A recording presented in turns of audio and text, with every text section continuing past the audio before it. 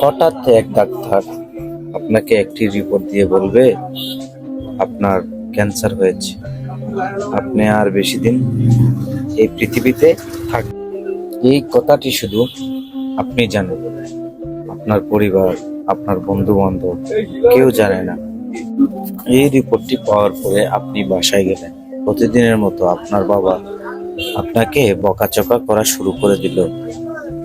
সারাদিন কোথায় থাকিস, কি করিস, ইত্যাদি ইত্যাদি। এই মধ্যবিত্ত পরিবারের বাবারা যা বলে আর কি। তখন কি প্রতিদিনের মতো আপনি বাবার সাথে তর্ক করা শুরু করে দিবেন, নাকি বাবার বকাঝকাগুলো প্রাণ ভরে শুনে নিবেন? এদিকে হঠাৎ করে মা এসে বলবে, বাবা ভাত কয়টা খেয়ে নে। তখন আপনার মনে হবে এই বুঝি আপনার মায়ের হাতের শেষ খাবার, কারণ আপনি তো বেশি দিন বাঁচবেন না। তখন আপনি খুব তৃপ্তি নিয়ে খাবেন, আর আপনার কাছে মনে হবে এটাই আপনার কাছে পৃথিবীর শ্রেষ্ঠ খাবার, যদিও ডাল ভাত হয়।